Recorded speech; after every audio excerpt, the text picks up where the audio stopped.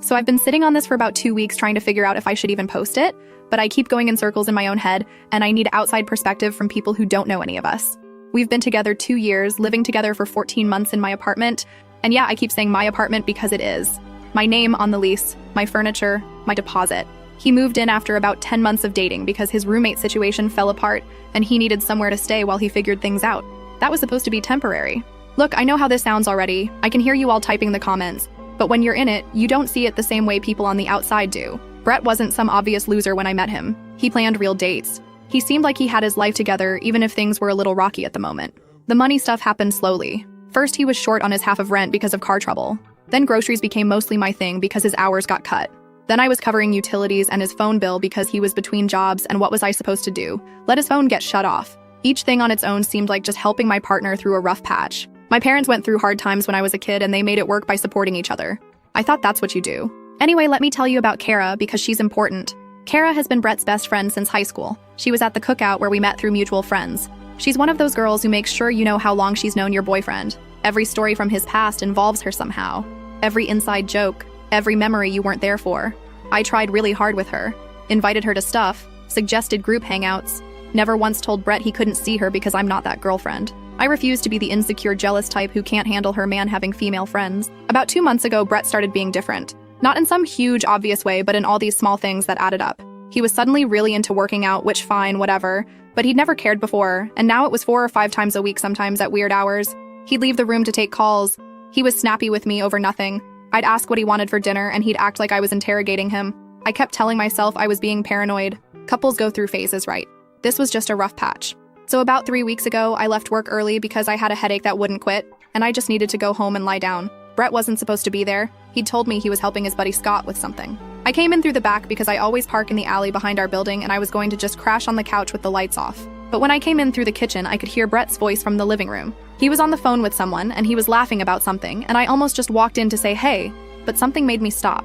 I don't know what. Call it intuition or whatever, but I just stood there in the kitchen doorway listening. And I heard him say my name, not in a good way. He was telling whoever was on the phone that I was driving him crazy, that I was always asking questions, that I couldn't just leave him alone for 5 minutes. Then he laughed again and said something like, "Don't worry, babe, I'm handling it." Babe. He doesn't call me babe. He's never called me babe.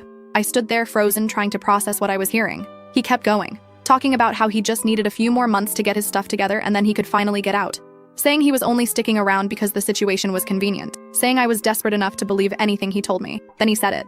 The thing I can't get out of my head no matter how hard I try. He said he couldn't wait to dump my fat ass and find someone actually worth his time. He laughed when he said it.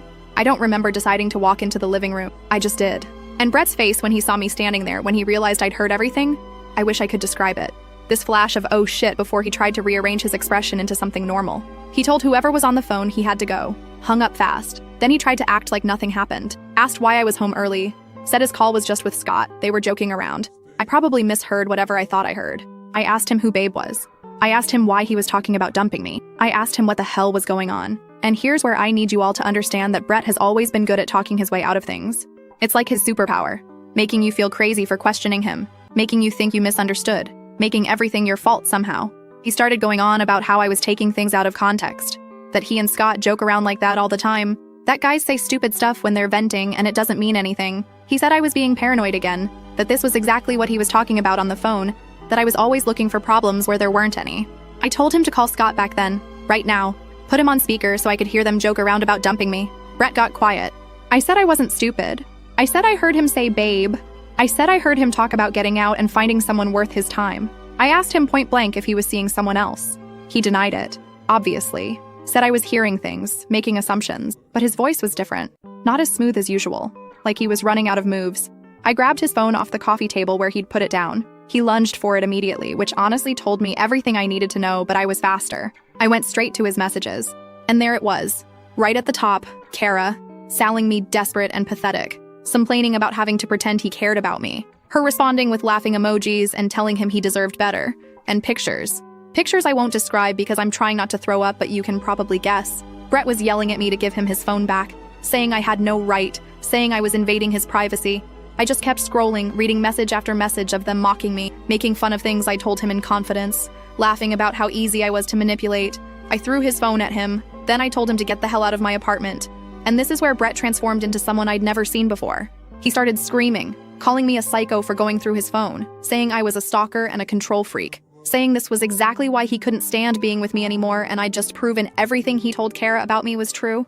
I tried to stay calm. I really did. I told him he didn't get to flip this around, that I'd seen everything, that I knew about him and Kara, that he'd been taking my money and sleeping in my bed and telling me he loved me while laughing behind my back. He wouldn't engage with any of it, just kept screaming about how I violated his privacy, how no normal person does what I did, how I was sick in the head. He grabbed my laptop off the table, not his, mine, and threw it against the wall. The screen cracked and everything went black. Then he started packing. I watched him stuff his clothes into garbage bags because he didn't even own luggage. 2 years together, and everything this man had fit in 3 garbage bags. The whole time he was packing, he kept going about how I was going to regret this, how he was going to tell everyone what I did, how Kara was right about me all along. The last thing he said before he walked out was that I had no idea who I was dealing with, and then he was gone. For about an hour, I just sat in my apartment staring at nothing. The man I'd been supporting for over a year. The man I'd defended to everyone. The man I thought I was going to marry. He'd been cheating on me with his best friend while calling me fat and desperate enough to believe anything. That night, I texted him asking if we could talk calmly about this. Nothing. I called. Voicemail. I tried again the next morning. Nothing. Then I saw it on Instagram. Brett and Kara. At what I assume was her apartment. Him on the couch with his arm around her. Her kissing his cheek. Caption said something like, "Finally where I belong," with a little heart. I called him probably 20 times in a row. Sent texts I shouldn't have. I was losing it and I knew it, but I couldn't stop. 2 years. 14 months of paying for everything. And he was posting couple content with Kara less than 24 hours later. He finally texted back, but only to tell me to stop or he'd file for a restraining order. A couple days later, I went to check our joint account. We'd opened it about 7 months ago for shared expenses, which looking back was just me depositing money while he contributed basically nothing. I figured I'd close it out. The account was empty. He'd withdrawn everything. Over $4,000 that was almost entirely mine. Gone. I called the bank. They confirmed the withdrawal was made the day after he left. Nothing they could do since his name was on the account. Technically legal even though it was basically theft. I tried contacting him about the money. Nothing. Tried reaching Kara. Blocked everywhere. And that's when Brett's mom Janet entered the picture. Janet and I had always gotten along. She told me multiple times how glad she was Brett found someone stable. Called me her future daughter-in-law once. Invited me to every family thing. About a week after everything happened, Janet called me. She kept apologizing over and over.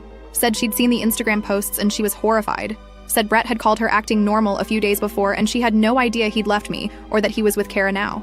I told her everything. The phone call I overheard, the messages, the money, all of it came pouring out. She said she was going to talk to Brett's dad, Roger, and they were going to handle this. That Brett was going to face consequences. I didn't know what that meant. Didn't know if she was just saying it or if she meant it. But here's where I am now. It's been about 3 weeks since everything happened. Brett is still with Kara. Still posting their couple stuff like they didn't blow up a 2-year relationship. My laptop is destroyed. My savings are gone. I'm living in an apartment full of memories of someone who never loved me at all. I haven't heard anything concrete from Janet since that first call, but she said she needed time to figure things out with Roger. I don't know what to expect, honestly. Brett's 24, but still, what are his parents really going to do? If anyone has advice on the money thing, I'm all ears. Small claims court seems complicated, and I don't know if I have enough proof since his name was on the account too. My mom keeps saying to just let it go and move on, but $4,000 is a lot to let go. Anyway, that's where things are. 2 years gone on a man who was laughing at me the entire time with the girl he swore was just a friend. I'll update if anything happens with Janet and Roger, but I'm not expecting much. Update. Okay, so I did not expect my last post to blow up like that. I've been trying to respond to comments, but there's just too many. First, let me address some things from the comments. A bunch of people told me to stop checking Brett and Kara's social media, and yeah, I know that's the healthy thing to do, but it's easier said than done when your brain is broken and you keep wanting to torture yourself. I've gotten better about it, though. I unfollowed both of them and moved their profiles to my restricted list, so I have to actively go looking if I want to see anything. Also, someone asked why I didn't just kick Brett out sooner if he wasn't paying rent. And honestly, looking back, I don't have a good answer for that. I think I kept believing things would get better. He always had a reason, always had an excuse. When you love someone, you make allowances. You tell yourself it's temporary. You convince yourself that being supportive is what good partners do. I'm not saying I was right, I'm just saying that's how I got there. Okay, so the update. Remember how Janet called me and said she was going to talk to Roger about handling things? I honestly didn't expect much from that.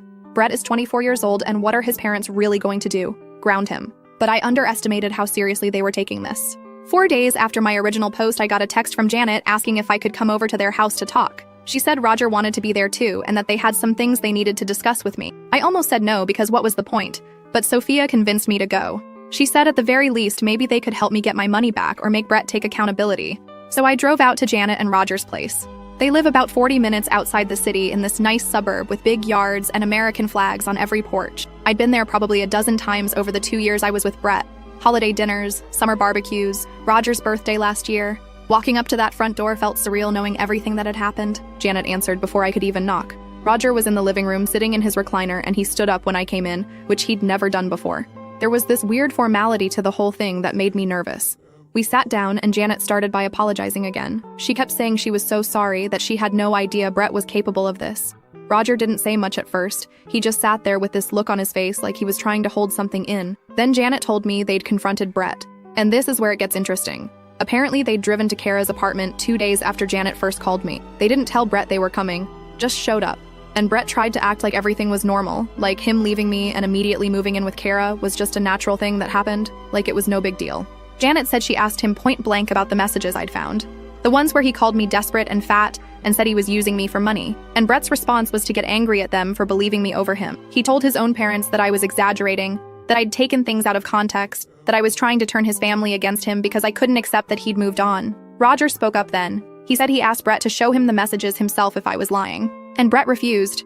Said it was none of their business and that he didn't have to defend himself against accusations from his crazy ex. Janet said while they were at Kara's apartment she noticed something. Brett's stuff wasn't just scattered around like he'd moved in recently. His clothes were in Kara's closet. His toothbrush was in her bathroom. There were photos of them together on her fridge. Photos that looked like they'd been there for a while. Janet asked Brett directly how long he'd actually been with Kara. And he lied. Said they only got together after he left me. That nothing happened before that. That Kara was just a friend who was helping him through a hard time. Kara was standing right there apparently. And Janet said she saw her face change when Brett said that. Like she wasn't expecting him to still be lying about it in front of everyone. So Janet did something that I honestly respect the hell out of. She turned to Kara and asked her the same question. How long had this actually been going on? And Kara, whether because she was caught off guard or because she was tired of covering for Brett's lies, told the truth. She said they'd been sleeping together for 4 months. 4 months. While Brett was still living with me. While he was still taking my money and sleeping in my bed and telling me he loved me. 4 months of cheating and lying and making me feel insane for even suspecting something was wrong. I sat there in Janet's living room and I swear I forgot how to breathe for a second. 4 months. That's longer than I thought. That means it started around the time he got really into the gym. All those late night workouts. All those times he said he was going to Scott's place. All those showers the second he got home. It all made sense now.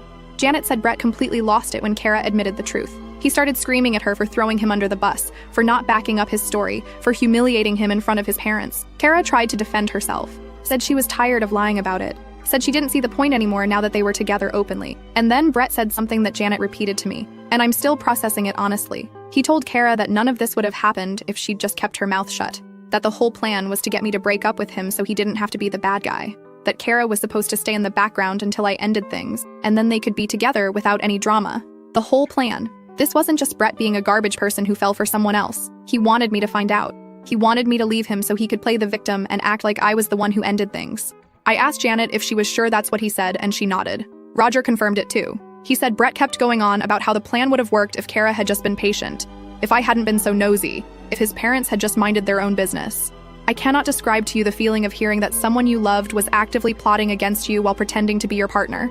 Roger told me that after Brett's outburst at Kara's apartment, he gave him an ultimatum. Either Brett pays back the money he took from our joint account, apologizes to me properly, and takes real accountability for what he did, or Roger and Janet are cutting him off completely. No more financial help, no more family dinners, no more being part of the family until he makes this right.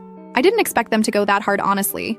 Brett is their only son. But Roger said he didn't raise a con artist, and he sure as hell didn't raise someone who would treat a woman like garbage and then play victim. He said if Brett wanted to act like he had no family, then fine. He'd know what that actually felt like. Brett apparently laughed at them, told them they were being dramatic, that they'd get over it in a few weeks, that they always did. He said Roger and Janet had threatened to cut him off before and it never stuck. That's when Roger told him about the public toilets. Okay, so context. Roger owns a small business that does property maintenance for commercial buildings. Office parks, strip malls, that kind of thing. One of their contracts is for a public park and community center, and part of that contract is cleaning the restrooms. It's literally the worst job in the whole company, and they usually have to pay extra to get anyone to do it. Roger told Brett that if he wanted any relationship with his family going forward, if he wanted to be welcome at holidays, if he ever wanted another dollar of help from them, he was going to work that restroom cleaning job until he'd earned back triple what he stole from me. Triple. That's over $12,000. At whatever hourly rate the lowest paid employee makes, that's months of scrubbing toilets. Brett apparently tried to argue, said it was humiliating, said he wasn't going to degrade himself over some money that was half his anyway. Roger told him he had 1 week to decide, or the offer was off the table, and he could consider himself disowned. 1 week. I'm writing this update now, and Brett has about 3 days left to make that decision. Now here's where I need advice from you all, because I genuinely don't know what to do. Part of me wants to accept whatever repayment I can get. That money was mine and I deserve it back. I could really use it honestly because my laptop is still broken and my savings are basically gone and I've been stressing about finances constantly. But another part of me doesn't want Brett to be able to buy his way out of this with his parents' plan. Like if he scrubs toilets for a few months and pays me back, does that mean everything's forgiven? Does that mean he learned his lesson? Because I don't think cleaning restrooms is going to make him a better person. I think he's going to do the bare minimum to get his family back and then go right back to being the same manipulative idiot he's always been. Also, there's the question of whether he'll even agree to it. Brett has always been lazy and entitled, and the idea of him voluntarily doing manual labor for months seems almost impossible. Kara makes decent money from what I understand, so maybe he thinks he can just keep living off her instead. Trade one woman's apartment for another. I keep wondering what Kara is thinking through all this. She's been with a guy for 4 months who she knew was using another woman for money. She watched him lie to his own parents' faces about their relationship. She heard him admit that she was supposed to just stay quiet until he was ready to discard me, and she's still with him. Does she think she's special? Does she think he won't do the same thing to her eventually? Sophia thinks I should take whatever money I can get and then completely cut Brett and his whole family out of my life. She says engaging with any of them is just keeping me stuck in this situation. She might be right, but it's complicated because Janet has been genuinely kind to me through this, and I feel weird just ghosting her after everything she's done. My mom has a different take. She thinks Roger and Janet are only doing this because they're embarrassed about how their son turned out and they want to save face. She says the toilet cleaning thing is more about punishing Brett for humiliating them than it is about making things right with me. And maybe she's not wrong about that, but does it matter if the end result is the same? There's also the issue of Brett potentially not accepting the deal at all. If he calls his parents bluff and they actually disown him, what does that mean for me? Do I just never see any of that money? Do I have to pursue small claims court after all? Someone in the comments of my last post mentioned that I could probably get a judgment against him, but actually collecting the money is a whole different challenge, especially if he's unemployed and living with Kara. Speaking of family drama, there's been some fallout in Brett's extended family too. Janet mentioned that she told her sister what happened, and her sister told everyone else, and now half the family is talking about it. Brett's cousin Eric apparently messaged him to call him out, and Brett blocked him. His grandmother is devastated because she thought Brett was finally getting his life together with me. I hate that I've become this story that Brett's whole family is gossiping about.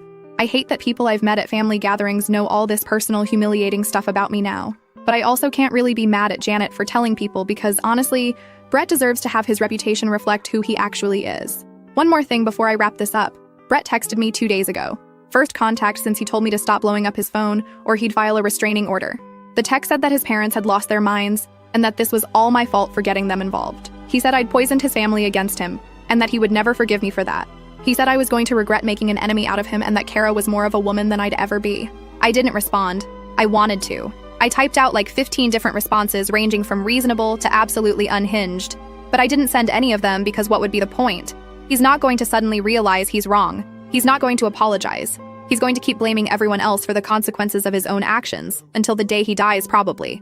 But I did screenshot the text and send it to Janet, because if he's going to threaten me, I want his parents to know about it.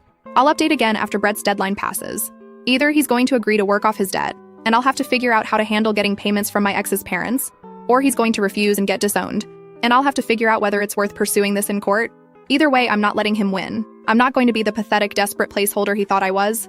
I'm going to get through this, and I'm going to come out stronger, and someday I'm going to find someone who actually deserves me. Last update. Okay, so you all have been blowing up my inbox asking what happened, and honestly, I've been putting off writing this because every time I sit down to type it out, I get worked up all over again. But here it is, the finale of this absolute dumpster fire.